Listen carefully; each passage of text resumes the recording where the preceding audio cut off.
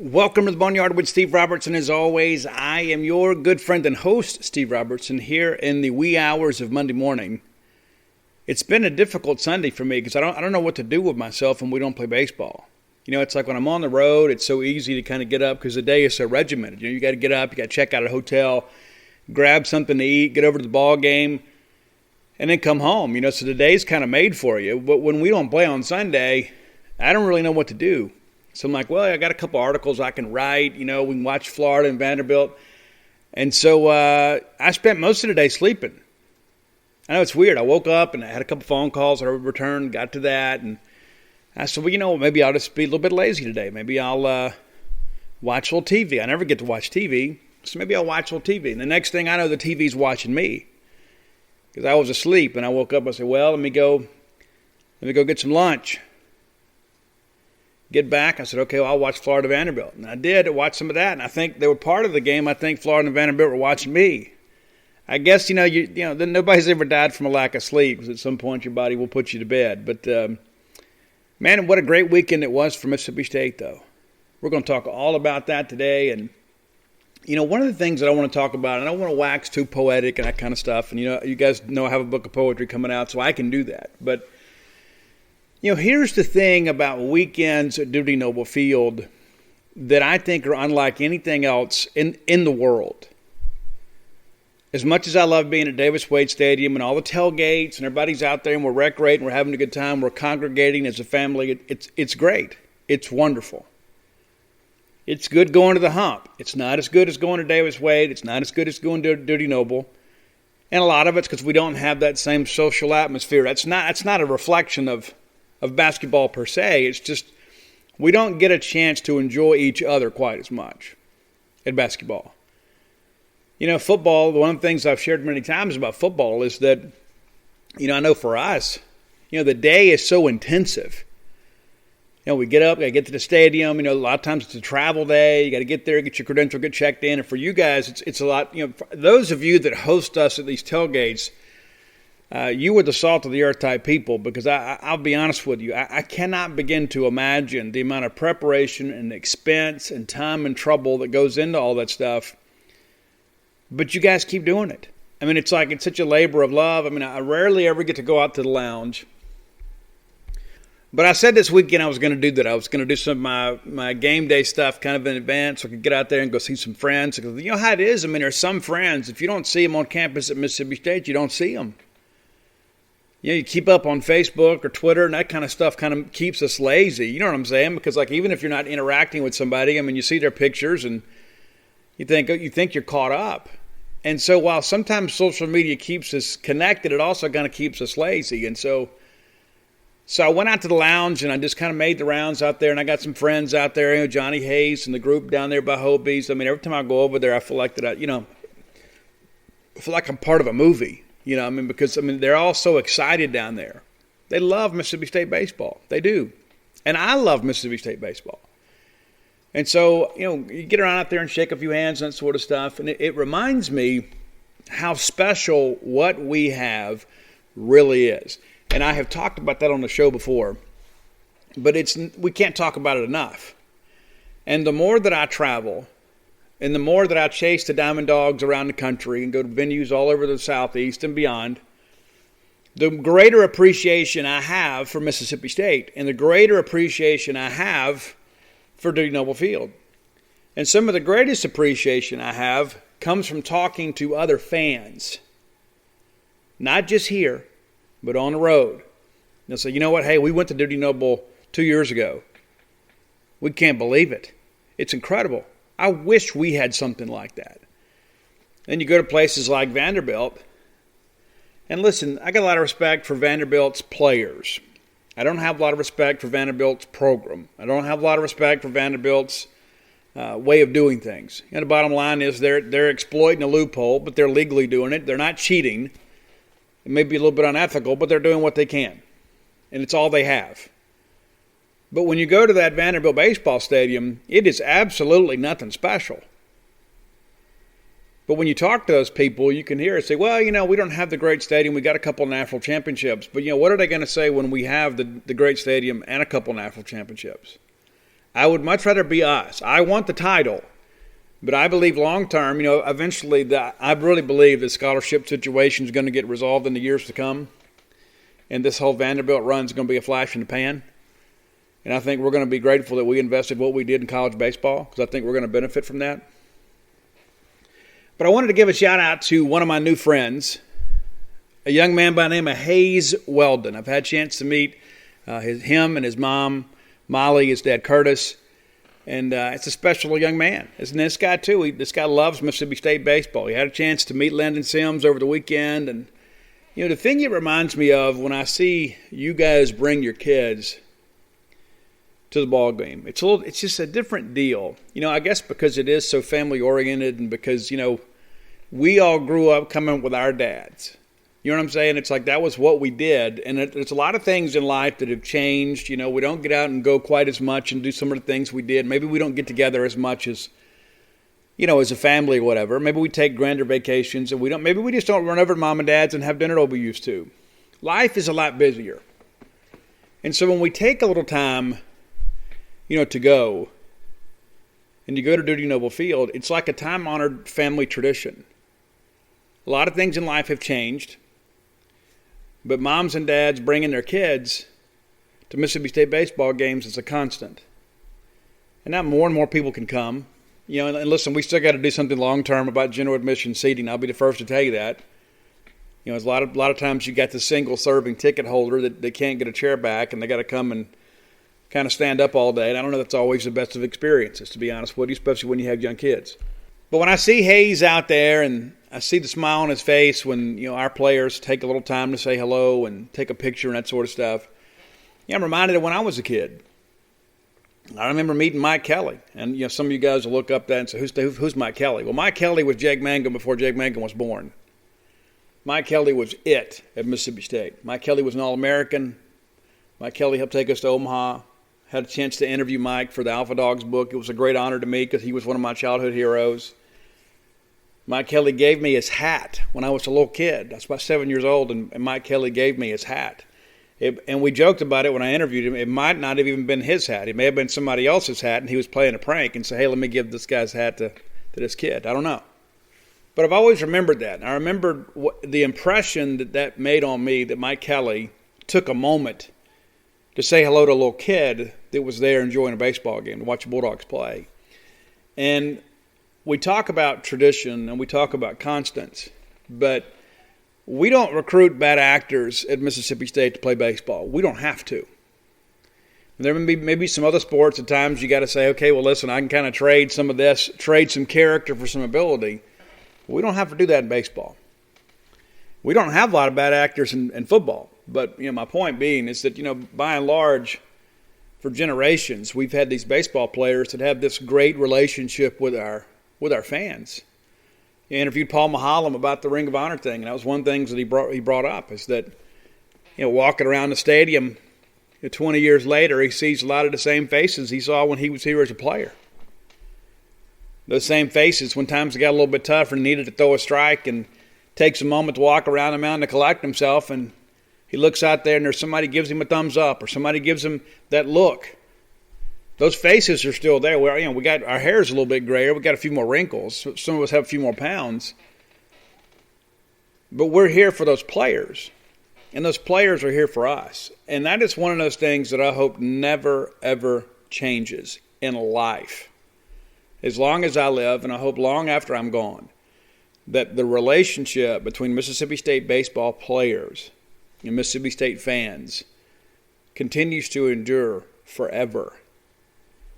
There's a lot of people nowadays, with all the stuff we've had, they want to keep you at arm's length and that sort of stuff. But baseball players and little kids kind of goes together.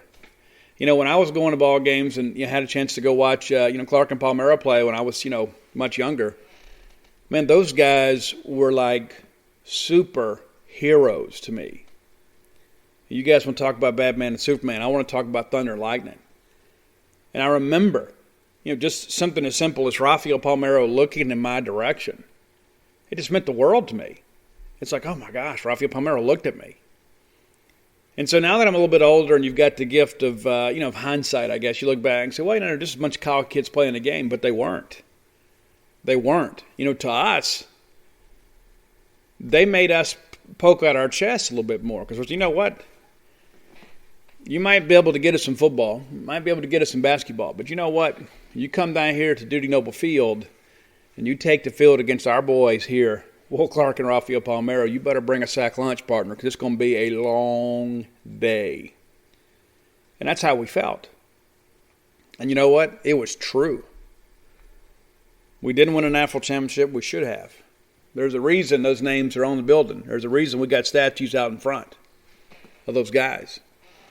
And so I think about this new generation of players, and I don't know that they fully appreciate what that means to young men like Hayes Weldon.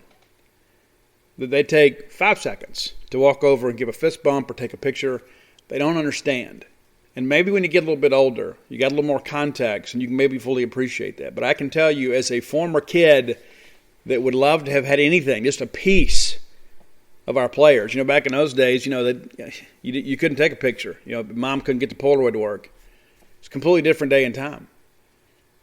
But the thing that always stands out to me is that at the end of the day, all of us at some point, were some little boy or some little girl with a dream, and that somebody out there took a little time, didn't cost them anything, but it meant everything.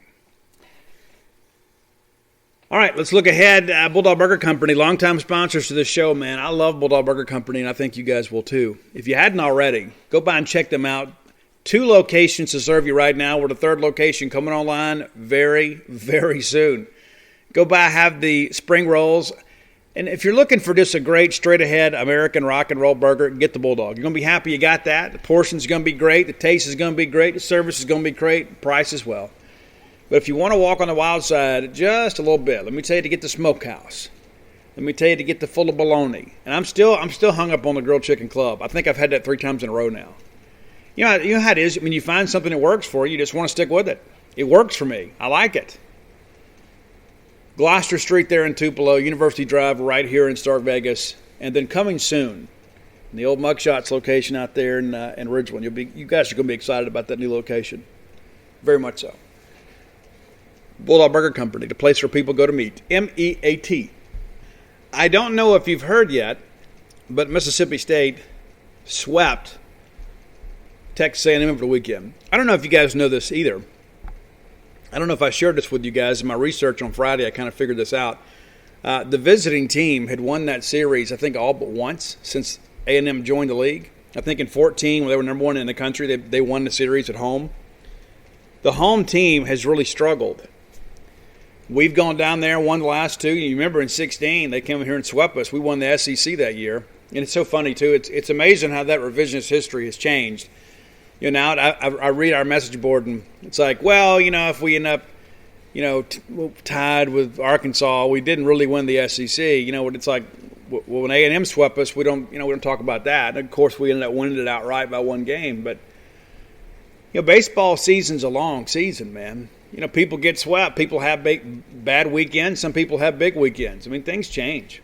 But the rules are in place. This is what we're going to do. At the end of the year, the Southeastern Conference is going to award the team that won the most SEC games the SEC championship. If there is more than 1 team, then they will be co-champions. There is no tiebreaker for the championship. There is a tiebreaker to seed the tournament. Now, you can decide. I see some people say, well, I just want to accept that. Here's the thing. It doesn't matter what you will accept. That is what the rules are. And if they give us the trophy, we're going to take it home, and we're going to change the graphics on the outfield. We're going to change our Twitter bio, and we're going to print some shirts, and we're going to sell them, and we're going to be SEC champions. We're going to get to that a little bit later. But we won the 3 games this weekend. We had to win. I get a little fired up about this stuff sometimes. So obviously we played the doubleheader on Saturday. So let's take a quick breakdown here of a couple of these ball games and just kind of look at what went right, what went wrong, and what we can learn from it. The bottom line is we won the 3 games. And here's the deal.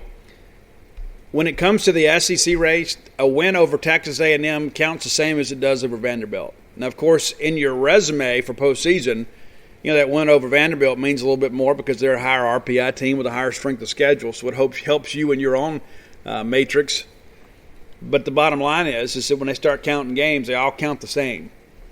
They all count the same in the SEC standings. So let's look at this first one. And I'll be honest with you, we got off to a good start. And then, C-Mac had a little trouble there. And that is concerning. Okay, I'm not going to talk negatively about Christian McLeod. I don't believe in talking negatively about our players. They're our guys. They're our guys, right? Every one of them is our guy. Now, we may get upset every once in a while with them.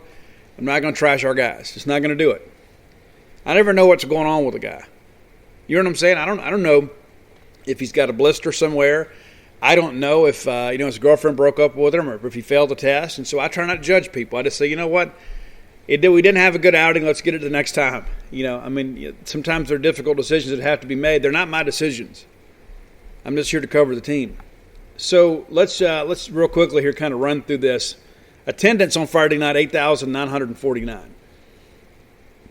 Not sure if I believe that, but a lot of people are reporting paid attendance rather than actual attendance, and I think we've done actual the whole way through. Maybe we've switched. I don't know. I'm sure Ole Miss will just report paid the whole way through and say they led the nation in attendance when they didn't, but it won't be the first time they've claimed or lied about something, right? So, all right, let's jump in here and look at this here. So, right out of the gate, man, and this Alejo kid, it seems like Joel Coleman and I talked about this. It seemed like that he was like 20 of 21 on the weekend. It seemed like every time I look up, he is on base. They get to Christian early. They get the double, and we get a hit by pitch. Then we get a foul out, and then they get a fielder's choice there, and we get the runner at third. But there's runners at first and second, and then there's an infield single, and the bases are loaded, and you feel like, okay, here we go again. But Christian gets out of it with a fly out to right field, and it was kind of a loud out. But we get out of there unscathed. We go up there and put a run up in the first. Tanner Allen, great weekend. I don't think he'll win SEC Player of the Week, but, man, I don't know that we have a more valuable player on our roster than Tanner Allen. He is the fire starter for us. Singles on his first at-bat on the very first pitch he sees, and Cam James walks. And I tell you, Cam James didn't fill out the box score this weekend. I think he walked like 6 times. I think he was on base 8 out of 13 plate appearances. I think that's right. Now to read social media, you wouldn't know that. But I like a 3-hole hitter that is willing to take a walk and allow the lineup to move forward to get the cleanup guy to the plate against a pitcher in the stretch. That's good team baseball. I don't necessarily have to have that goal guy going up there thinking about, okay, I got to get a 25-degree launch angle at max exit velo. No, just go up there and move the order around. Okay, that's what I need you to do. And there are some guys that hit 3 and 4 in lineups out there that are too good to walk. I'm glad Cam James isn't one of them. All right, so Cam walks, and then what do you know? Luke Hancock gets a base hit, drives in a run. And then we get out of it. Okay, but we get one run early on. And again, it's just good team baseball there. You get the single, you work a count, you move a runner in a scoring position, guy gets a base hit. I mean, that's baseball. This isn't church league softball. I think some people think, well, wait a minute, Steve, shouldn't we be hitting 5-6 home runs a game if we're the number 2 team in the country? No. The baseball doesn't work that way. It may have worked in the 90s when everybody was juicing and using trampoline bats. It doesn't work that way now. You actually have to play baseball now. You have to use strategy. You have to learn from one pitch to the next. You have to learn from one at-bat to the next. It's not like football where you just show up and out-athlete people. You got to actually play the game. So we get back in the second there, and Christian right back on track. He had a little shaky first, but he gets a 1-2-3 inning there in the second, and it was a pretty quick inning. So I thought, okay, well, maybe he's settled, will be okay. We get out in the bottom of second. Rowdy singles, 2-out single, and then TA doubles to left center, and we drive another run. Now it's a 2-0 ball game. And there's TA again right in the middle of it. First time he was the rally starter. This time he is the run producer. That's what you want, top of the order. I kind of questioned having TA hitting second, but I love it. I love the move in hindsight. All right, so we get to the third, and again, C-Mac handles it pretty good here. You get a ground out, they get a double, and then we get back-to-back Ks, and I'm thinking, okay, we're good. We got a 2-0 lead. C-Mac had the shaky first. Now we got back-to-back innings. We've pitched around one hit. We're good. Bottom of third, Scotty DeBrule gets a single for us, and I tell you, Scotty's kind of picked it up a little bit. This is a guy now willing to take that ball the other way. I like what I'm seeing from him, I really do, especially defensively. Guy, you remember he had a pop fly that dropped, and it dropped off the lane 4 sides, but it was DeBrule's play. Now anything hit in the air on the right side, Scotty DeBrule is sprinting to it. This is a guy that obviously has taken coaching, understands what's expected of him. So I like his effort. So we get into the top of 4, and this is when things kind of come unraveled for C-Mac. So we'll get a single, and we'll get a review, and we get out of the deal. All right? And so we're thinking, okay, we're good. But nope. They review the play, and they overturn it. And so now you've got the single guy at first, and then Blom gets a single through the left side, and then there's an error at third, and we throw the ball away, and then 2 runs scored. And that's the thing that I go back and look at this. You know, C-Mac had 2 really good innings, and then we get 3 ground balls in a row. And rather than getting him out of the inning with 3 ground balls in a row, we don't have anybody out, and now the game is tied. So this isn't totally on Christian McLeod. That's the thing. Every time I see these meltdowns, there's usually an error or 2 or a play we didn't make that is a factor in all that as well. So again, single to the shortstop, then a single through the left side, and then we make an error. And then next thing you know, we get another ground ball, but this one happened to go back up the middle. Then we get a K swinging, then there's a bunt single, and then it's just, you know, all this is happening, and not a lot of these balls are well struck. We should have been out of the inning, but we weren't. By the time we got out of it, it's a 3-2 ball game, and A&M leads. And I go back to all this too. It's like, you know, when I've got a guy up there, because that's all a lot of the casual fans see. They say, well, you know, this guy's just, you know, he's not able to get outs. When my guy's rolling up ground balls, you got to make plays. We got to make plays behind him. And yeah, occasionally you're going to get hit. Doesn't have an overpowering fastball by SEC standards. And so when he can't land the breaking ball or get some swing and miss on the changeup, he's got to rely on the fastball. And when he's making them hit his pitch and getting ground balls, we got to get outs behind him. So this is a comedy of errors right here. But C-Mac is the one that gets the blame in the eyes of our fans. Oh, we got to get out of the inning. You know what? There's 7 guys behind him with gloves on that got to help him get out of the inning too. So we finally get out of that deal, and we go 1-2-3 in the 4th and down 3-2. And so we bring in Preston Johnson, and I like Preston Johnson a lot. I really do. I think that he is a guy that is going to get some big-time innings for us down the stretch, and you're starting to see him pitch a whole lot more. I guess the Southern Miss game was kind of his coming-out party, and he has been really good ever since then. I guess he had the outing at Auburn, and that was just nerves, you know, pitching on the road in the SEC for the first time. Ever since then, he's been great. Met his family, great people. Talked to his dad again Saturday evening after the ball game. I'm excited about Preston Johnson, but he comes in there and we get a 1-2-3 inning. Now all of a sudden we're back in the ball game. And it's just the thing too that sounds so unfortunate too.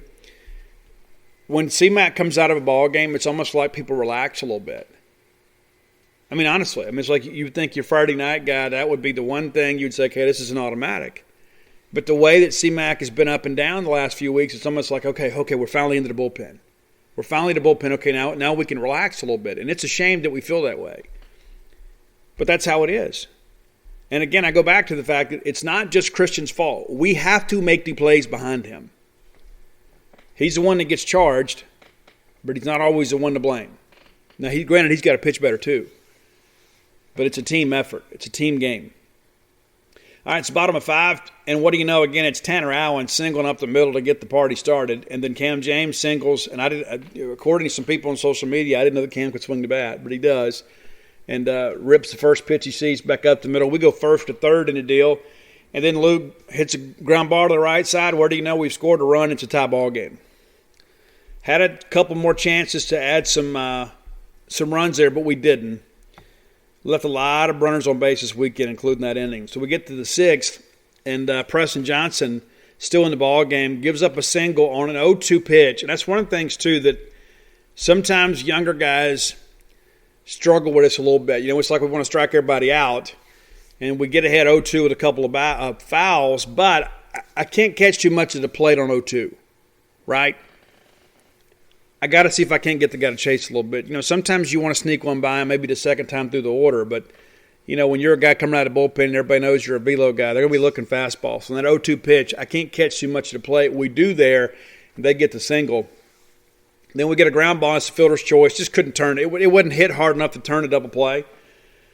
Give up a stolen base there and throw the ball away. And next thing you know, again, we get a K swinging, and then it's the Alejo kid with a single. And you know what? If we don't throw that ball away on the stolen base, he's still at second base, and he doesn't score. So, again, as great as all this was, and we kind of look back and do the autopsy here, we realize a lot of these things that made this ball game kind of gross were things we did. And you can say, well, Steve, they put pressure on us. You know what? Throwing the baseball to second, sometimes you got to eat it. Okay, sometimes you get a ball in the dirt and you don't have a play there, and discretion's a better part of valor. We throw it away. We don't back up the throw there the way we should, and the guy goes to third, and then the leadoff hitter at the top of the order comes up, and we drive a run in. Now all of a sudden it's 4-3 A&M again. Sometimes you just got to play baseball, and sometimes you got to eat it and live to fight the next pitch. Bottom of 6, we come out, and again, we get nothing going here. Rowdy gives us a single, and lo and behold, TA doesn't get on base there. We ground out to first with a new pitcher in there. Top of 7, and this is when a lot of Bulldog fans left for the exits. And I'll be honest with you, I turned to some guys and I said, well, I guess we can stop tracking the SEC race after this one. I'll be honest with you, I thought it was over too. We get Frizzell, who had been their hottest hitter. He didn't do much all weekend. We get Frizzell to strike out swinging, and then they pinch hit. They bring in Minich, left-hander, and he absolutely murders a baseball to right field that puts them up, 5-3. And then Brett follows with a single, and then there's another home run to left to put them up 7-3. And that's when a lot of Bulldog fans said, you know what, I'll go see what's going on in the Cotton District, or maybe there's something good on TV. And before they could even get settled, and many of them get out on Highway 12 or Highway 82, Mississippi State responded immediately. Cam James walks again, counts as good as a single. I don't know if you know that. That run that scores via getting on base as a walk counts the same as the one that's a home run. I don't know if you knew that, but it's true. All right, so then Hancock singles back up the middle, and the second baseman got a little bit of a glove on it, and it slowed it down, which enabled Cam to take third. I think maybe you send him anyway, but because that ball kind of trickled out there to center, they didn't have a play. Well, it turns out it didn't really matter anyway, because the very next pitch, Logan Tanner hits a 3-run bomb, and now it's a 7-6 ball game. And once that happened, I turned to Tyler Horkin and I said, we're just going to win this ball game. A&M simply couldn't finish. And so we get the 3-run bomb there, and again, what happens? We end up loading the bases again, and we don't get the big hit. We could have actually taken the lead here in this inning. We leave them loaded again, and as great as that inning was, it could have been even better. Top of 8, we make a few changes around there on defense, and we finally, Carlisle Kessler comes in and gets Alejo to fly out, and it was a great at-bat there. I mean, goodness gracious. I mean, Harrison walked, I guess, and then Alejo had a 9-10 pitch at bat. We finally get him out. And it just felt like it was just such a relief because he had been such a burr in the saddle already. We bring in Stone Simmons, and I think Stone's going to be a great addition to this roster. I really do. I thought he pitched really well at Vanderbilt. But so Simmons comes in and we get a K, and then we bring in Cam Tuller to match up on Frizzell, and we get him to K2. And to be honest with you, I know some people say, I don't understand. Listen, we got to match up on the back end. And Cam Tuller was absolute money for Mississippi State this weekend. We are watching him grow up right before our eyes. So we get to bottom of 8. We don't get anything going. We did have one walk in the inning. But had the strikeout looking on Scotty DeBrule. That was an absolute joke. That ball was closer to his ankles and his knees. And he gets ahead 3-0, and then we take 3 straight pitches. And the last one was an absolute joke. And it's so crazy, too. I found out, too, that there's so many of these guys, they don't really get evaluated on balls and strikes. That's got to change. With all the technology we have available today, they got to do a better job. It's absolutely ridiculous that a guy can control a game like that. Turns out it didn't hurt us, but just absolutely stupid. It's a bad call. Bad calls are part of baseball, but when it's that low on the shin, come on, man. All right, top of 9. Parker Stinnett comes in. We get a K swinging, and then we kind of have a wild pitch here. The guy that walked to open the inning got on base. That was on Cam Tuller. But Stinnett comes in, does a good job. Made it kind of interesting. He spikes that breaking ball sometimes and doesn't give Landon a real chance. Or Logan, excuse me. But then we get the K, and we get a ground out. We get out of it. So it set up some drama there in the ninth. So one of the heroes of the weekend, Brad Cumbest. And you've heard Chris Simona say before, Brad's not always the best guy to lead off an inning. And I considered that when this was unfolding. And the 1-0 pitch, Cumbest rips a double to left field. And I was sitting there thinking, okay, we just got to find a way to get Cumbest on. And then you bunt him around, and you give yourself 2 chances. You get a base hit and drive him in. Well, Brad removes the sacrifice option and hits that great ball to left field. Tanner Leggett couldn't get the bunt down, but hits a ground ball that's so weak there's no play for them to third. Cumbest takes third, so it works the same way as a bunt. And I think Tanner Leggett is a bulldog. I like Tanner Leggett a lot. He is not overly talented, but what he lacks in talent, he makes up with hustle and baseball IQ. And I tell you, defensively, this is a guy that can really play. He's played some at first base. He's played some at second. I want to say he played some mop-up time at short. When Lane was sick. This is a guy that's a utility guy. This is a guy that can really play. Now, is he a difference maker in lineup? Probably not. But he's a tough out. He understands what's expected of him. These are the kind of guys that win championships for you. Because you can have all the headliners, but you got to have some glue guys, and that's what Tanner Leggett is. So then Lane Forsythe nearly hit one out of the ballpark. And what a great play out there in left. I think it was Boss that made the play. But he runs it down, but it's too deep, and Cumbest scores. Great job by the freshman of situational hitting. We tie it, and of course, go into extra innings. Landon Sims comes in and says, "You listen, A&M, we're going to win this ball game. We don't know when we're going to win it, but we're going to win it. We let you run a few laps ahead of us, but we're going to cross the finish line by ourselves, boys." So we get to the 10th, of course, after Landon gets a 1-2-3 inning. We get to the 10th, and you think, okay, let's get this thing going. And it's insane what happens here. We get the ground out, TA grounds out, and then Cam is hit by a pitch and Hancock is hit by a pitch.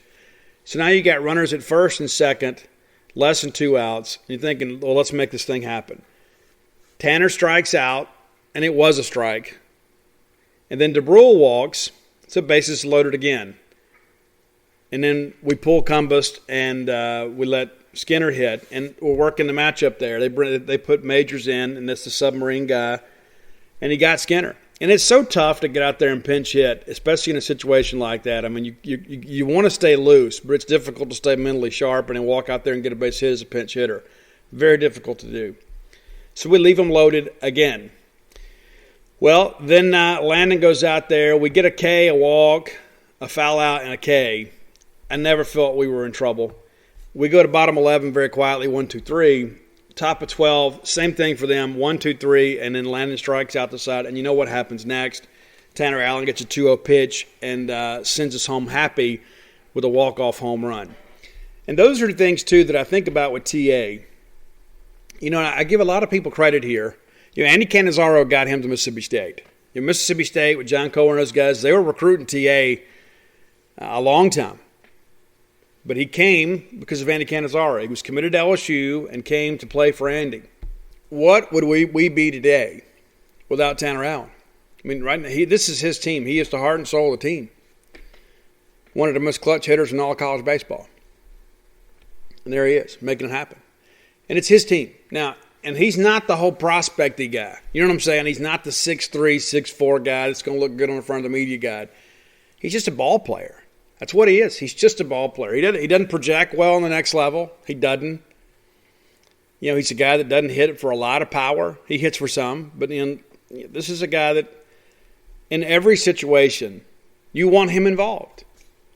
And that's the thing. In just about every running scoring situation in this ball game, he's involved in some way. It's insane. It really is.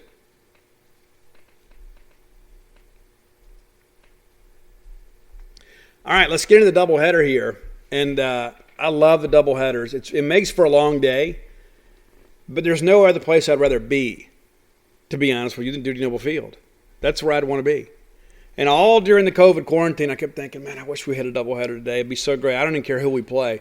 And some days I just wanted to go out there and sit in the press box. You know what I mean? I mean, it's just like I just wanted to be near it all. I couldn't be around you guys, but I just thought, you know what? I just want to go to our favorite place and just dream about the time when we can all be here together and see a capacity crowd and see the boys win a big ball game for us.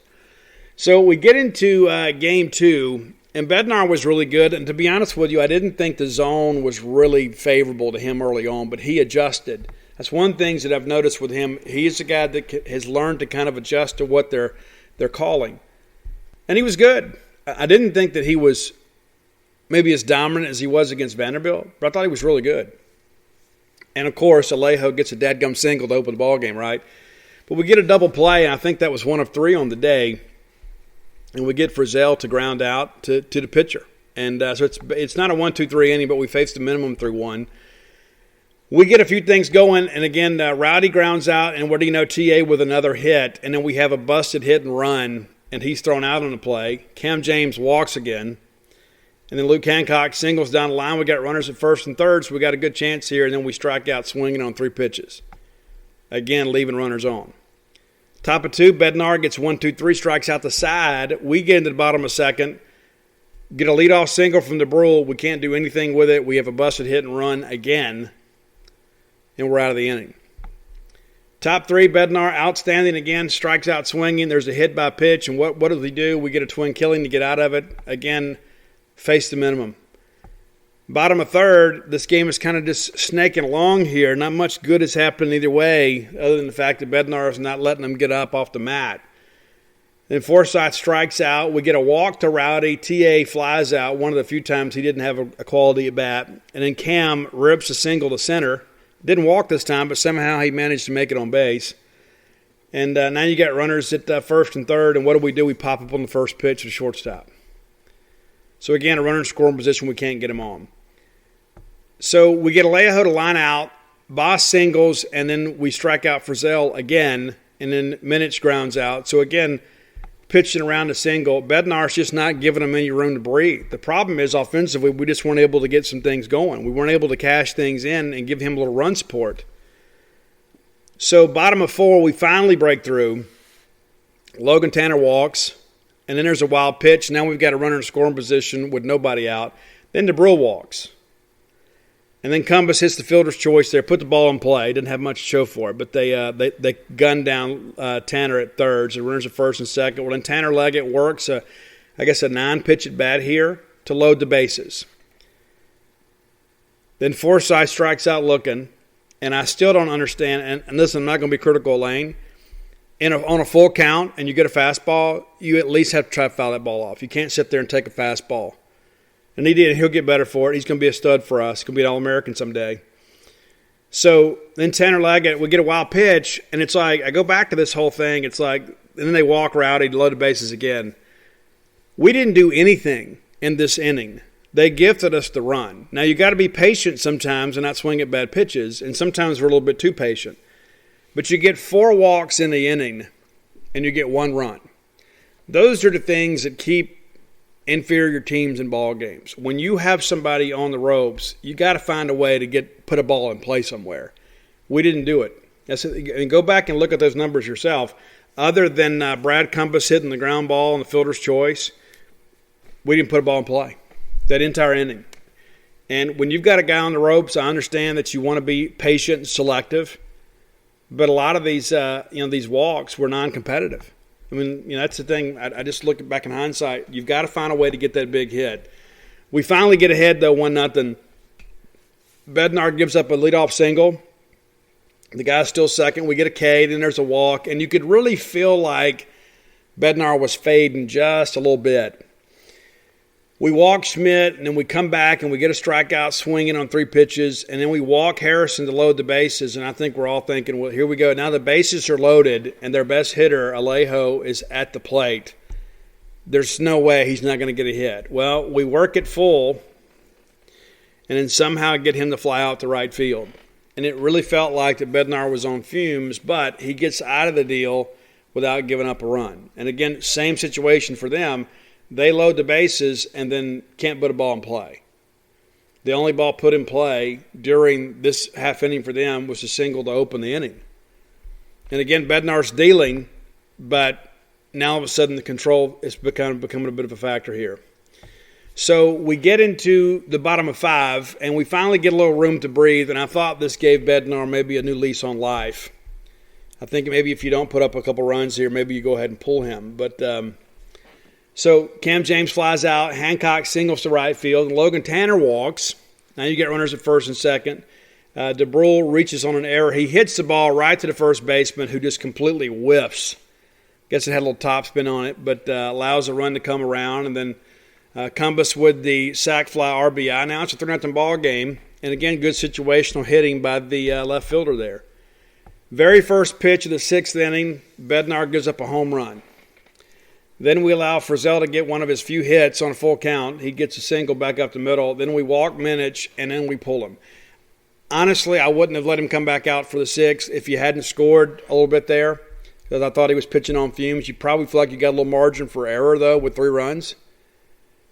When Boss hits a home run, though, I'm making the call. And I know, Frizzell's a lefty, Minich is a lefty. Well, both of them got on base. So we bring in Brandon Smith, his first action in a couple of weeks. I'm a Brandon Smith fan. I really like Brandon Smith a lot. I like his approach. He's a Bulldog, really fights hard. Comes in and 2 pitches in, he gets a double play and then gets a line out to second, a little soft liner out there. So we're out of the jam there. So it's a 3-1 ball game. And it really felt like the game had settled at that point. Bednar gave us everything he had. We kind of took their best punch. And again, kind of running on empty there nearly cost us. But Brandon Smith comes in and puts a fire out. Bottom of 6, we have chances. Ground into a double play. I mean, Cam James walks to extend the inning, and then we hit into a double play there. Again, it's one of those things you look at. This inning is kind of a microcosm of the Bulldog frustration at times, and there's a couple things that I skipped. Let me go back because I want to talk about this at length. So Forsythe walks on 4 pitches, and you remember in the bottom of 5th, this guy was walking people left and right. And they just, they finally pull him, and then Rowdy lines out. But he hit the ball really hard. And T.A. gets a single, and it's now runners at first and second. Cam James walks on 4 pitches. Bases are loaded, less than 2 outs, and we ground into a double play. 1, 2, 3 double play. Tap back to the mound, goes to the catcher, goes to first base. So, again, a golden opportunity to break this thing open. And I look at, Will Bednar, and I look at Brandon Smith and say, hey, these guys – through 6 innings, all they have is a solo home run, but yet it felt like that they were still in the ball game. And again, that's only Bulldog offense. Got to find a way to get those timely hits. It nearly came back to get us. So, top of 7, A&M gets a little bit closer. They get the 1-out double from Smith, and then Harrison. They bunt the guy around, and then who do you know? It's Alejo again, singles at the middle, driving a run. Now it's a 3-2 ball game in the bottom of 7. We go 1, 2, 3 there. Had a chance to answer. We didn't. We bring in Cam Tuller, again, who is really coming on from Mississippi State. He gets Frizzell to strike out looking. Gets a ground out from Satori, who was a right-handed pitch hitter. We walk Brett, and then we get a ground out. And so top of 8, you think, okay, we're going to get to hit 2 more times. They're going to get to hit once. We just got to find a way to be 1 run better than them the rest of the ball game. We, again, have a chance to get some insurance. Leggett's hit by the pitch, and you think, okay, well, let's just go ahead and move him along. We do that. Forsythe gets the sacrifice bunt down. And then Rowdy walks, and then there's T.A. up again. You think, okay, well, we're going to get a hit here and drive in a run. Well, we don't. We get a ground ball back to the pitcher, and then they have to get him there. And so then they walk Cam James intentionally. So the bases are loaded again. Bases are loaded with 2 outs. And we ground out. I don't know how many times we let the bases loaded, but it seemed like it was every other inning. But Tuller stays in there, does a good job, and gets the side of it. Gets a 1, 2, 3 inning there in the 9th, so we've won the series. And, I look back at this one, I think, that not a lot happened in the ball game. It was just kind of one of those meh games. But I think, Cam James moving the order around. I think Lane Forsythe, good situational hitting by him and Brad Cumbas there in the bottom third of the order. And then the Bulldog bullpen matching up and doing a good job. Bednar was outstanding in the ball game. That kind of gets lost in all of that. Guys like, we had to go 6 innings and we had to pull him. Yeah, it's true, but he was outstanding when he was on his game. And those are the things that I look back to. It's like, if we're playing a regional type situation, maybe you pull him and save him anyway. But Bednar is our best starter, and there's no question about it. I think everybody sees that for what it is right now. Bednar goes 5 innings, allows 5 hits, 1 run. That's a solo home run. 3 walks, 7 Ks, had the 1 hit by pitch, 98 pitches in the ball game. And so, again, I didn't think that he was especially dominant from a stuff standpoint, but I thought he was very dominant from a competitive standpoint, that he was making them hit his pitch. And so he was getting some ground outs and getting some fly outs and didn't give up a lot of hard contact. And that's when you know a guy is dealing, when he's able to get under bad angles and get balls put on the ground. And of the 15 outs, you get 7 Ks, so you got 8 more to go. Half of them are ground outs. It's just one of those deals where when Bednar's on his game, it's going to be tough to beat him. It's going to be tough to beat Mississippi State when Will Bednar is out just being good. When he's being great, you can hang it up. But when Will Bednar is just simply good, Mississippi State's chances of winning that ball game are really, really strong. Let's get to Game 3. Houston Harding was kind of the hero of this ball game. I really didn't think Jackson Fristoe was that bad. I know a lot of you guys saying, his outings are getting shorter and shorter. Well, I think a lot of that, too, is experience. And let me just tell you, Jackson Fristoe is going to be a guy in a couple of years who's going to be first, second rounder. And he's got the makeup, he's got the skill, and you're going to look back here in a couple of years and say, man, this kid was dominant. He played for us as a freshman, really grew up on us and did a great job. He's going to be your Friday night guy here in a couple of years. Guys grow, they get more experience, and they mature. And that's what's going to be the case with Jackson Fristoe. That kid's going to be an outstanding player for us. So we get into top of the first, and of course what happens, Alejo singles again. I mean, it is remarkable what a good weekend this guy had. I mean, really, my hat is off to him. We get Boss to fly out. Frizzell then singles, one of his few hits on the weekend. We walk minutes, so the bases are loaded. And this is where I thought Fristoe had a chance to cave a little bit. It's the thing you got to think about, too. I was talking with a buddy of mine on Sunday. Jackson Fristoe's a freshman. He spent the first 3 hours of the day out there cheering for his team in a very, very stress-induced ball game. It's a 1-run ball game late in the ball game. And it was a pitcher's duel. And, this guy is engaged in the ball game. And now all of a sudden, after his team has won an emotional ball game by 1 run, now all of a sudden this guy's got to go get ready to pitch. You know what I'm saying? I mean, it's like, you say, well, what could go wrong? Well, a lot. A lot.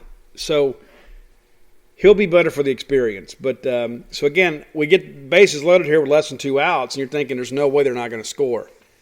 Well, they don't. The kid challenges Britt, strikes him out swinging. He even got behind in the count. And then he gets Blom to pop up, and so you get out of that. You think, okay, cool. All right, the kid had a little rough start here, but we're able to get out of the inning. We come back in the bottom of first. Don't get anything. TA gets a hit, but again, we don't get much going on here. Had a busted hit and run. Cam James walks again. That's crazy. And then Hancock strikes out looking. Top of second, and this is where I think the stress of the day kind of got to Fristoe a little bit. He doesn't make it. I mean, it's like there's just some things happen here again. You got to go out there and throw strikes. I mean, everybody knows that. But he gets the strikeout swinging, and then he walks Horner on, 5 pitches. Gets a strikeout, so you think, okay, location hadn't been great, but we've already got 2 outs. We're a pitch away from getting out of this thing and going home. Kind of getting down the road a little bit. Well, Alejo, again, singles. Puts runners on first and third. Then Boss singles up the middle again with 2 outs, drives in a run. Then we give up 1 to Frizzell. And so now it's a 2-0 ball game. So again, runner on, 2 outs, leadoff hitter up there. He makes you pay for it. kind of advances the inning, but you're thinking the whole way through, we just need to get an out. Bottom of second, we come back and tie the thing, of course, on Mule's home run. DeBrule reaches on a fielder's choice. And we put the ball in play. We were starting to make some contact here. Logan Tanner gets a single, and then DeBrule gets a fielder's choice, and then Cumbus hits the bomb. Logan Tanner, excuse me. And then Cumbus hits the bomb to make it 2-2. And he knew on contact that thing was leaving the yard. I think we all did. So now it's a 2-2 ball game, and you think, okay, Fristow, we've kind of gotten over the little bump in the road there. You kind of handle it. Well, so we give up a single and a walk, and we pull him. And we bring in Houston Harding, who was spectacular. Now, one of the things I want to talk about before we kind of move ahead with the recap is a lot of people are saying, okay, listen, Steve, let's just go ahead and make Houston Harding a starter on Sunday. I don't agree with that. I think the way that he is working now, I think it is better to do it the way we're doing it, because there's going to be some ball games Fristow's going to give you 3-4 innings. And then all of a sudden you can throw Harding for 4 or 5 and he gets you to the 9th, and then maybe you bring in Landon Sims, or you bring in Parker Stinnett, or you bring in Cam Tuller. I think Houston can bridge that gap for you. And what I also like about it is that Parker Stinnett has that hammer curveball, and he can be a good setup guy for you in the 8th, and the next thing you know, you bring in Landon Sims if you have to, and you're good to go. But with Fristow being the right-hander, they're going to load up the lineup with left-handers. And so he gets you through the order once, maybe twice, and the next thing you know, you bring in Houston Harding, and he's going to shoot those left-handers up.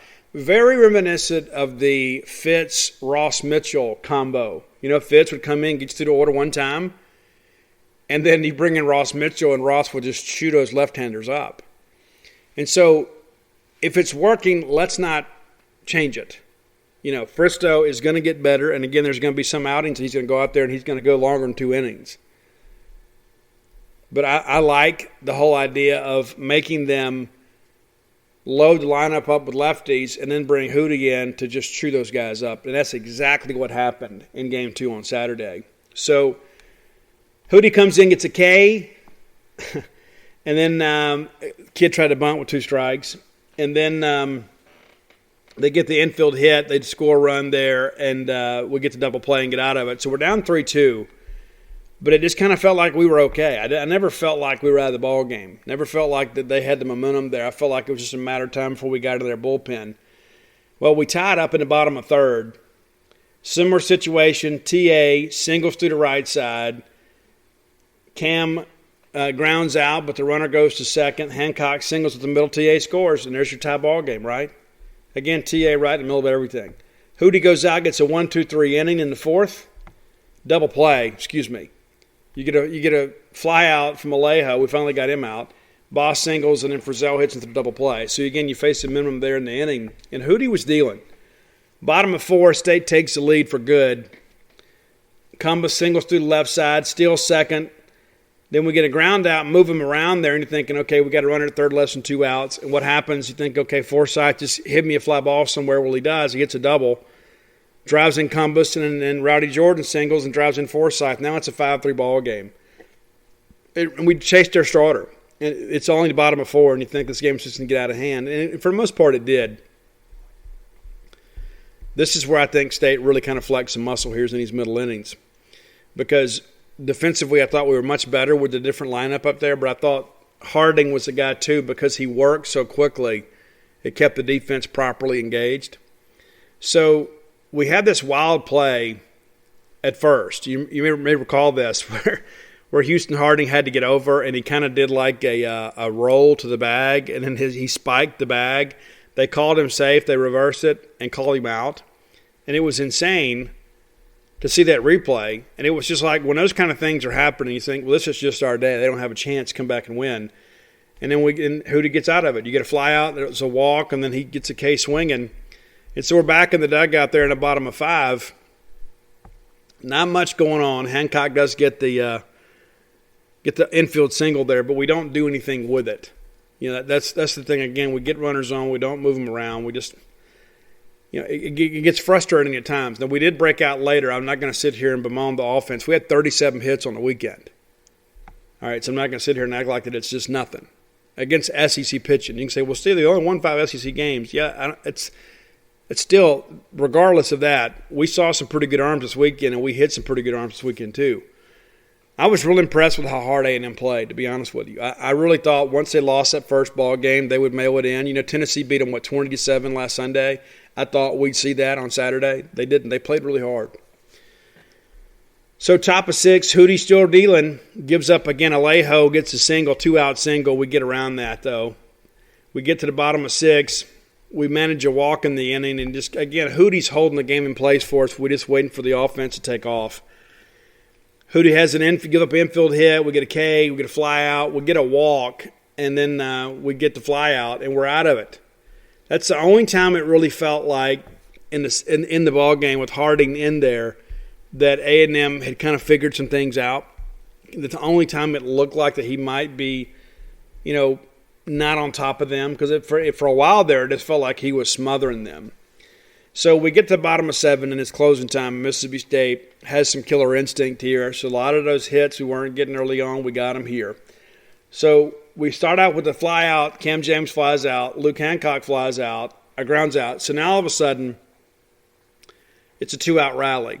And it all because of a throwing error. They get a ground ball and have a chance to get out of the deal. They boot the ground ball, and before they know it, the game is over. DeBrule singles through the left side, putting runners on first and second. Cumbus singles again, driving in a run to make it 6-3. Leggett singles down the left field line. We score another run. We're just trading places now. And then a little bit later, Rowdy Jordan singles through and drives in 2 more runs to make it a 9-3 ball game. And at this point, it was academic. It didn't matter what the final score was going to be. We all knew who was going to win this ball game. So we bring in Mikey Tepper for Harding, who was outstanding, and make some more defensive changes. And then Tepper comes out and walks a guy on 5 pitches. And then we balk him to second, and then we get a ground out, and the runner goes to third. And again, these are the things, too, that you do that get you beat. We walk Alejo, and so Lamonis goes out there and gets him. So right out of the gate, we put 2 guys on. I mean, those are things you look at here. It's like, it's a 6-run ball game. Just go throw strikes. This is not time to work on your curveball. This is not the time to add a pitch. Again, there's those 7 guys behind you that are ready to play defense. Go out there and put the ball in play. Pitch to contact. Let's get out of here. But we don't. We bring in Chase Patrick. He gives up a single. We get a wild pitch. We walk the next guy. And so Lamonis has had enough. It goes and gets him 2. It's a 9-4 ball game at this point. And then we bring in Cam Tuller. So they get a fly out, and they get the sac fly. They get a Leo home on a sac fly. And then Cam gets a strikeout. So it's 9-5, and he just kind of felt like at that point that the game was over. But State wasn't done. We do add another run there in the bottom of 8. Cam James on base again with a single back up the middle, and then Hatcher grounds into a double play. And that was kind of an issue, too. They had some guys who had some good sinking action on the fastball, so we hit the top half of the baseball and beat it in the ground. And they're pretty athletic in the middle infield, so they can play back. And then let's see here. Yes, Josh Hatcher grounds a double play there. Yeah, and then Tanner singles back up the middle. DeBrule singles to the right side. Cumbus walks, and we got some things working here, right? And then we get another walk to chase the run home, so it's 10-5. So there again, there's Tanner Leggett out there in the middle of these rallies doing a little stuff. And so it's a 10-5 ball game. Tuller stays in there, and we get a 1-2-3 inning there, and the series is over. So we win all 3, and kind of in different fashions. You know what I'm saying? It's like the first one, we had to scrap from behind. We made some errors. We gave them the lead. We come back from behind, and we win it in walk-off fashion. We tie it in the 9th. It was just kind of that refusal to be beat. And then the first game on Saturday, we win a pitcher's duel and kind of rode the bullpen for a while. And then the Sunday game, we just needed to kind of stop things in place, and that's what Houston Harding did for us. And the offense really got into the bullpen and kind of exposed them, for what they were. That they were out of pitching, and it took us 2.5 games to really expel that out of them, and we did. And again, the pitcher of this game that was so incredible was Houston Harding.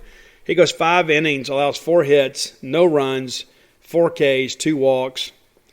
and a ton of flyouts. And that's what happens when you throw that changeup for a strike. Guys get on top, they get on their front foot, and they elevate it out to the outfield. And so Mikey Tepper, Chase Patrick will be better for the experience, but the bottom line is you can't go out there and walk people, especially when there's a lead. I mean, that's the thing that just drives you insane. It's like, just go pound the strike zone. So we win the series. We'll be back a little bit later in the show, and we'll talk about what that means kind of going forward. Got a good top 10 list for you today, brought to you by the folks at JohnnyPacker.com. If you're looking for sunglasses, look no further than JohnnyPacker.com. This is a company run by Mississippi State folks. Matter of fact, all the frames are named after Mississippi towns. I've shared with you guys before, it's not just as simple as getting sunglasses. Even though they are absolutely comfortable, they're well constructed, you're going to be glad you got them. Stop living life through the lenses of cheap sunglasses. Get some quality eyewear from JohnnyPacker.com. You're going to be glad you did. But also a portion of each purchase goes to Cystic Fibrosis Foundation. John Packer himself has lived with CF his entire life, so he understands the importance of the Cystic Fibrosis Foundation. And so if you're going to buy some sunglasses anyway, you might as well support a Bulldog, but also, too, support CF Foundation. JohnnyPacker.com. Be sure and check it out today. All right, top 10 list. We have discovered, too, I'm always finding some holes. I'll look back and say, have we done this? Hey, Roy, have we done this? We have not done a Smashing Pumpkins, so we're going to do a Smashing Pumpkins list here really quick. I'm a huge Smashing Pumpkins fan, and I read some people say, well, I like the earlier stuff, okay, before Billy got really weird. But it's interesting that like some of you have kind of pigeonholed me into this 80s rock guy. That is completely false. Completely false. I like rock from all decades. I like some rap. I do like some country. I've got some friends out there that are kind of growing on me when it comes to country. But yeah, listen, I love rock, and I liked early 90s alternative a lot. I thought that's where kind of the future of rock music was at the time, because the bloated 80s heavy metal scene was kind of dying a death. And I really didn't get Nirvana, but I really got Smashing Pumpkins, and I really got Soundgarden and Alice in Chains. I thought they had a lot more to say. And I thought Billy Corgan's an incredible songwriter. So here's some honorable mentions that didn't make it, and they were tough. But it's Siva, Rocket, and Soma. Those three honorable mentions. Siva, really, really close. Okay, number 10, probably my favorite Smashing Pumpkin song for a long time was Mayonnaise. And that's one thing about Billy, too. A lot of these titles are very, very different. But Mayonnaise, absolutely a great track. You'll absolutely love it. Number 9, and it's probably higher on most of your list, but it's the song Tonight, Tonight, Tonight off the Melancholy and Infinite Sadness. It's a great double album. But it got so incredibly overplayed, and I don't think the song held up that well. I think when you look back in hindsight, it almost comes off a little bit contrived. But the video was so good, like they played it on MTV like once an hour, and I got sick of it. Number 8, one of my favorite Smashing Pumpkins songs, and this song used to really, really speak to me. I found this early in recovery. This album was one of the last albums that I bought before I got clean and sober, and it was the Gish album. And if you don't know the story about that, Gish is a tribute to an actress that actually rode a train through Billy Corgan's hometown, and that supposedly meant such a big deal to his grandmother that this actress, Lillian Gish, it was, hey, Lillian Gish rode a train through here one day. Like, that was a big deal. I mean, life used to be so simple for us, right? And so they named the album Gish. It's crazy. So Disarm is the one. And there's a lot of pain in that song. A lot of people kind of identify with that one. It's a cool video, too. Go check that out. Number 7, and this is another one that I know many of you are going to have higher on your list. But again, it's kind of the victim of overplaying for me. It also, too, has that clicking bass line. It's not really Darcy playing the bass line. It's the machine thing. It's a little more industrial sound, but it's 1979. I know many of you love that song. I like it a lot. I don't love it. I do like it a lot, though. Number 6, a song that I absolutely love is Today. Today is the greatest day I've ever known. What's ironic about this song is Billy wrote this on a day that he was considering killing himself. And so in many respects, it kind of became like a gratitude list. It's like he was trying to talk himself out of it and find some meaning in life if he was going to continue. And, of course, this is on Siamese Dream, so it's after they've already had some success and they had the tour with Gish and they were on the radio and some big things were happening. And he was mired in a deep depression. and he wrote the song today. And so it's kind of ironic because it is more of a positive song, even though there's some tongue-in-cheek lyrics in there to kind of mention depression. But it's funny. Today is the greatest day I've ever known, and it was the day that he was considering killing himself. Number 5, well, it's an absolute banger. It's Rhinoceros. And the tempo on this one is a little different, but lyrically, this is when I really realized that Smashing Pumpkins was a lot different than many of their contemporaries. And so when you go, maybe when you listen to this one, get the liner sheet out or pull the lyrics up on your phone and check them out, you'll see what I'm talking about. Number 4, the first single off of Siamese Dream was Cherub Rock, and this is another one of those that, you know exactly who you're listening to. I thought Smashing Pumpkins' guitar tone was different than anybody else. They didn't do as much of the drop D tuning as other people. They were kind of had a sound unique to themselves. So the final 3, and I know some of you were ready to fight me over this because you would have Tonight, and 1979 in the top 3. Well, I think these other songs are infinitely better. Number 3, there are times in my life this is number 1, but it's off Melancholy and Infinite Sadness. It's 0. And the opening guitar riff on this is one of those things that just makes you grit your teeth. I mean, it is so full of aggression. I absolutely dig it. And there's a line in there that says, intoxicated with the madness, I'm in love with my sadness. And when he speaks that into existence almost, it's like, I think we've all felt that at some point. And it's very relatable to me. Number 2, this is the song that actually got me into Smashing Pumpkins, but it's I Am One off of Gish. And what's crazy about that is this is back in the days when I was hanging around at Tal's Dart Bar there in Hattiesburg. And somebody up there actually had like some demos of Smashing Pumpkins before the album came out. And so we were kind of familiar with this when it broke. We were kind of highly anticipating the album being released. But that's the one that kind of pulled me in. It's I Am One. But number 1 for me, and to me there is no question, this is the Smashing Pumpkin songs for me. You may feel differently, but it's Bullet with Butterfly Wings off of Melancholy and Infinite Sadness. I think the song typifies who Billy Corgan is as a musician and songwriter. And if I'm not mistaken, there were many of the songs on the earlier albums that Billy played all of the instruments. Other people would play it live and they'd help write it, but because he was so controlling, he would play the stuff himself. I don't think James Iha or Darcy played much of the strings on Melancholy and Infinite Sadness, if I remember correctly. But Bullet with Butterfly Wings, of course, that's the one, that says, the world is a vampire. That's how it starts. And it used to be like the theme song on the Well Wars show, too, which is so great. But that's my list. And it's a shame that we haven't done Smashing Pumpkins before now. I mean, it really is, because they are really such a great band. And again, some of the more recent stuff, it's just not doesn't appeal to me like that earlier stuff does. And I think there's some music that hits you right where you are. And this is around the time when I was first kind of getting clean and sober. And so the music's very special to me. And I hope you enjoy it today. Smashing Pumpkins, that's a top 10 list. If you have ideas for top 10, reach out, let me know. I might just use them. Many of you have had some really good ideas, and many of you have kind of sent repeats. And so I try to kind of, when people say, hey, Steve, have you done Aerosmith? I'll just send you guys the list, like the Spotify list, not my handwriting, but what Roy's put together. And so if you're looking for those Spotify lists, you can find them on Spotify at Dogmatic67. That's DAWGMATIC 67. That's Roy Samante's personal Spotify list. So you can find all that there. So if you're ever curious about what we have done or hadn't done, or maybe you missed a list, you can go back and check it out. But there you go. That's your Smashing Pumpkins list. All right, so let's look around the SEC. Now, I don't know if you guys know this. I wrote an article about this on Sunday after I woke up from my long nap, because I'm Rip Van Winkle sometimes, is that Mississippi State is now within one game of the SEC lead. We talked about it over the weekend on Friday. I said, listen, we got to get a sweep this weekend and hope everybody else gets a split. Well, Ole Miss swept South Carolina, but Ole Miss is behind us. But you know what? Hey, bully for them.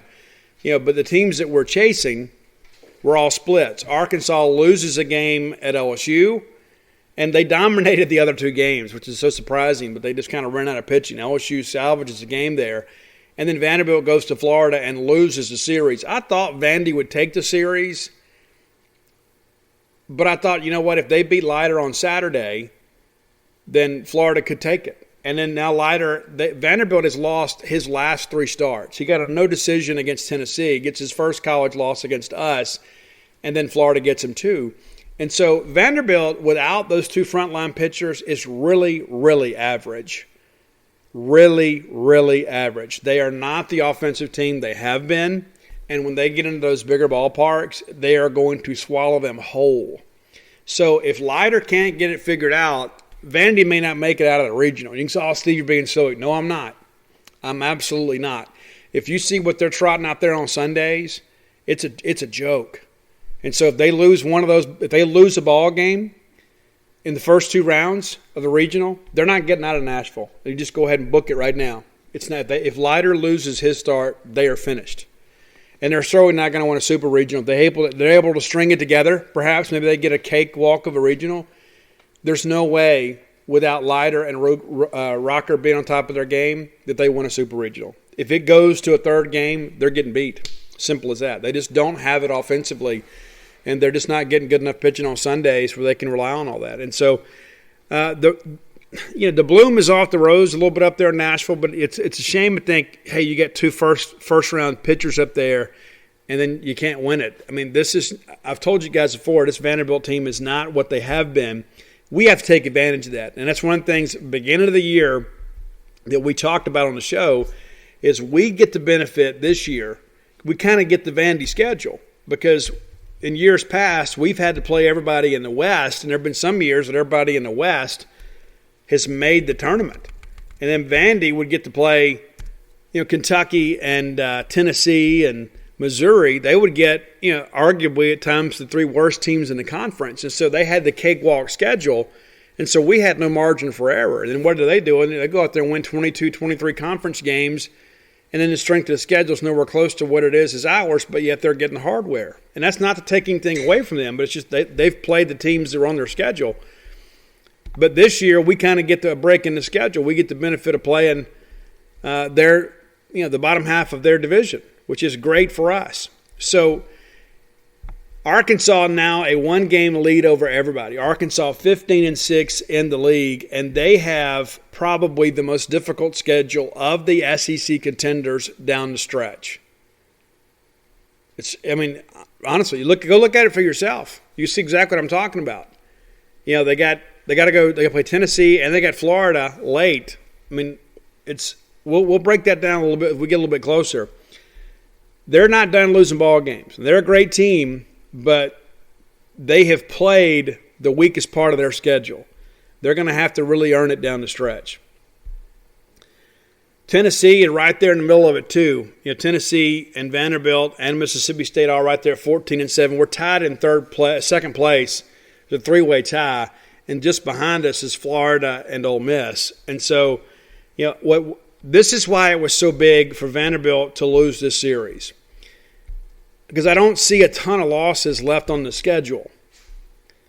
Now they've got one big series coming up here when they go to Oxford.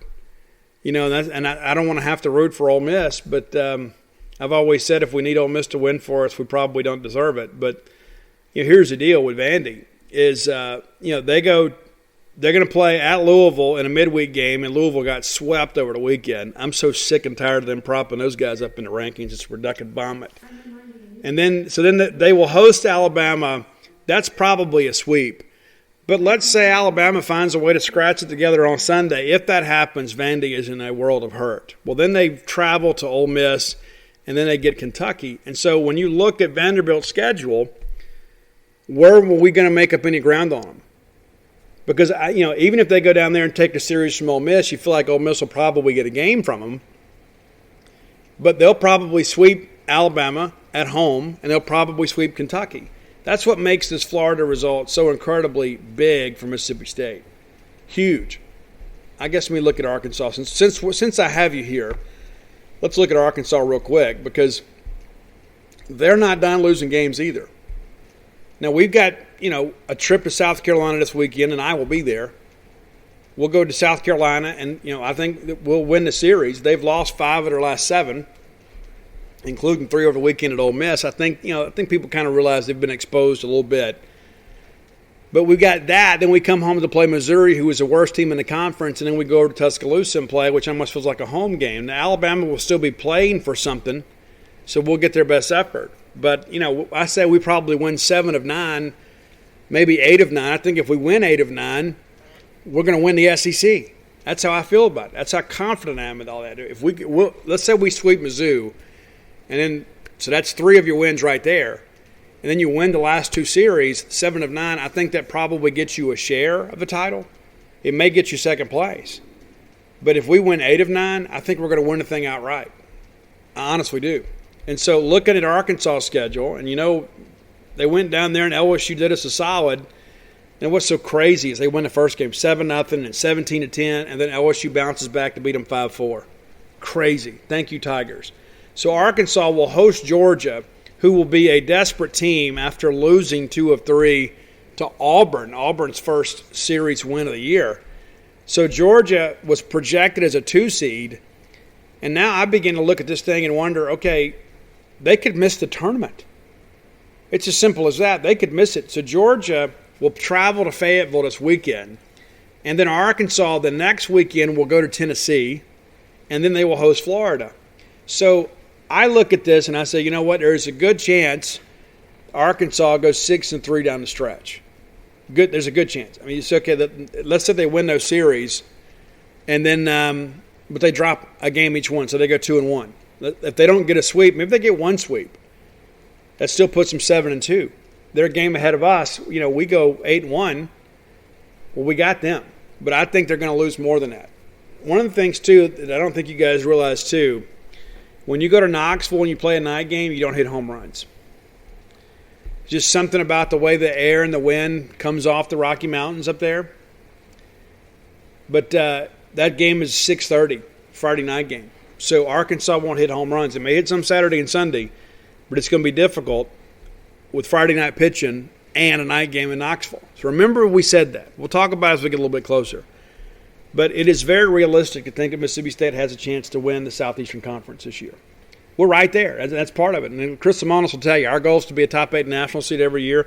We're focused on the bigger prize, but we'll definitely take some SEC hardware along the way. And you know as well as I do, if you end up being the SEC champion, you got a chance to be the number 1 team in the tournament.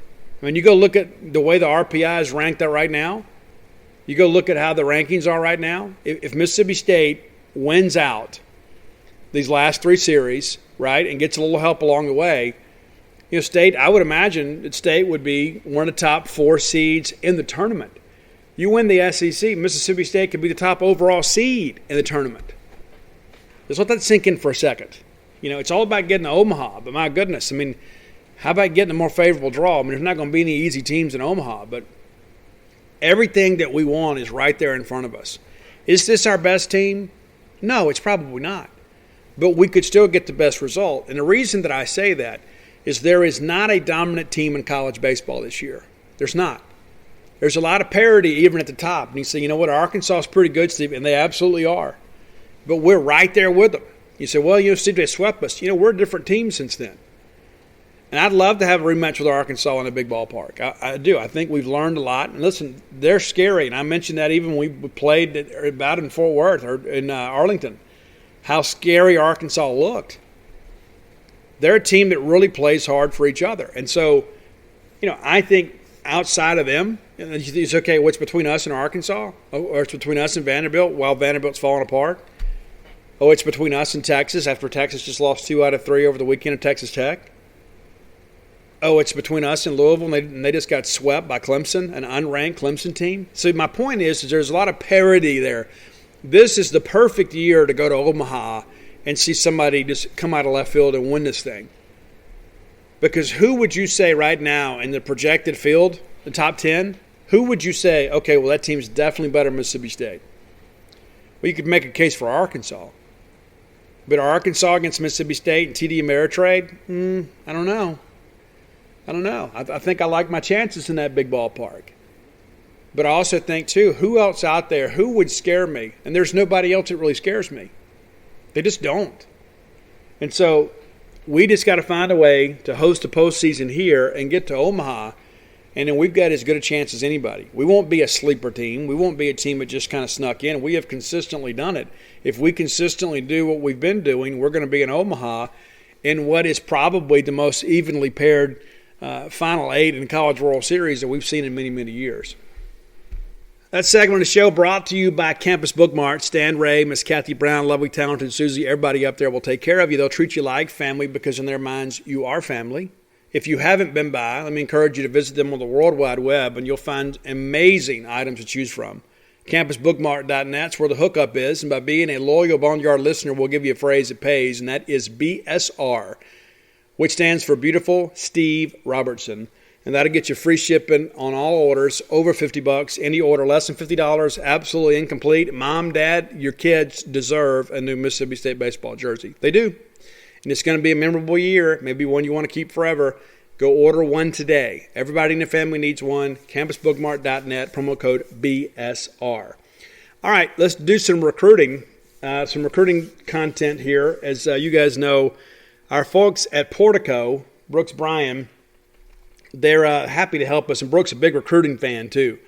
That's one of the reasons that he's kind of paired up with this whole recruiting aspect of it is because I want to make sure that we get some recruiting talk done and that Brooks is a part of that. How about that?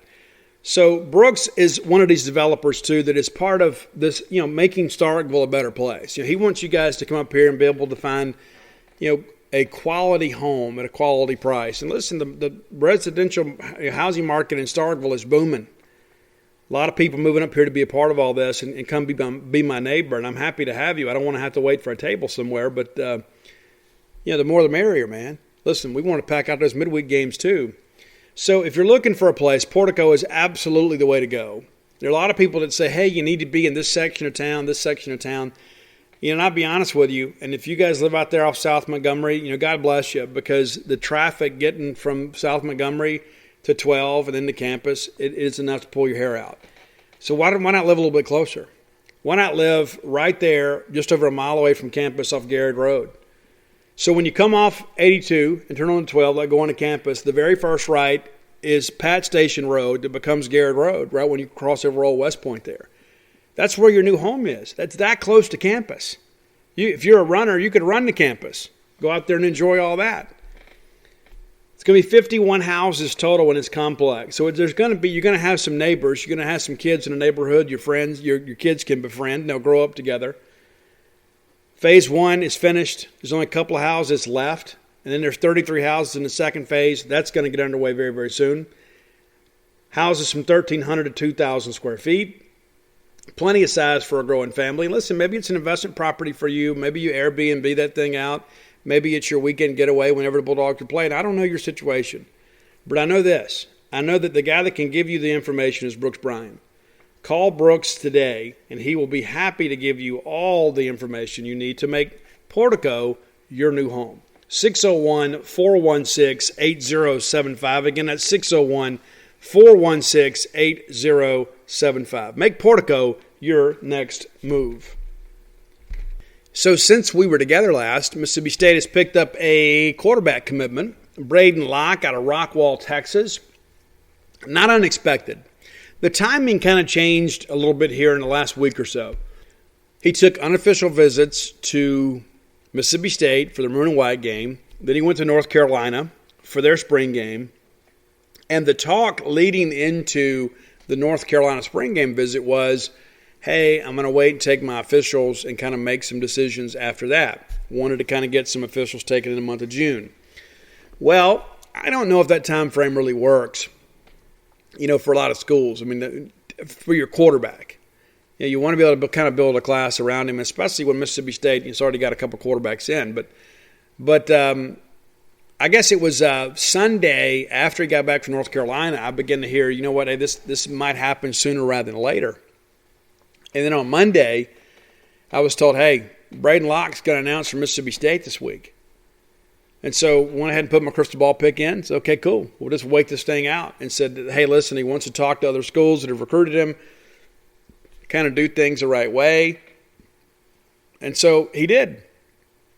And then you release a video on Sunday, and it's like, I made a joke about that earlier on the message board. It's like, people say, oh, we're waiting on a video or whatever. There's always a problem. There's no problem with this kid. The commitment was already in. It was just a matter of him announcing the decision. That's why everybody had such confidence in it. It's because the commitment had already been made. It was just a matter of him saying, you know what, hey, I'm going to be a Bulldog. And so I used to worry about that maybe 20 years ago. If a kid was a, quote, private commitment and nothing happened right away, I would think, well, maybe there's a problem. It's not that way anymore, because nowadays people are getting these videos together and these edits together. And, in this situation, too, he had all that stuff. But he also, too, he wanted to do things the right way. He wanted to let coaches know, hey, thanks for giving me the opportunity to come get my education at your university and play for your football program, but I'm going to go to Mississippi State. I respect it. Braden Locke had a huge career at Rockwall, and he is a great fit for this offense. One of the things that I've learned is Mike Leach is not going to offer a bunch of quarterbacks. He's going to target the guys that he likes. He breaks the film down himself. Like in years past, like I'll give you a good example. John Hevesy was the area recruiter on the I-20 corridor in northern Louisiana. And so John stood on the table for a guy named Dak Prescott and wanted to get him offered. But, of course, Dan wasn't going to offer him until after he had a chance to see him throw. And so, of course, they had changed the rules, so Mullen couldn't get out there and go to spring evaluation. You had to kind of depend on that. Well, there were other times, when other positions, you would just let the position coach make the call and offer the quarterback or offer the cornerback or offer the lineman or offer a running back or whatever. And so Dan was pretty good about letting guys extend offers to juniors, for the class coming up, but not for the current class. In the current class, he wanted to be the guy pulling the trigger on the offer, and sometimes he might let the position coach, the area recruiting coach, be involved in all that, and he would talk to him. But at the end of the day, they had some input. That's not really the case with Mike Leach. And Mike Leach is a guy that he's a gym rat. And I've talked to him about this before.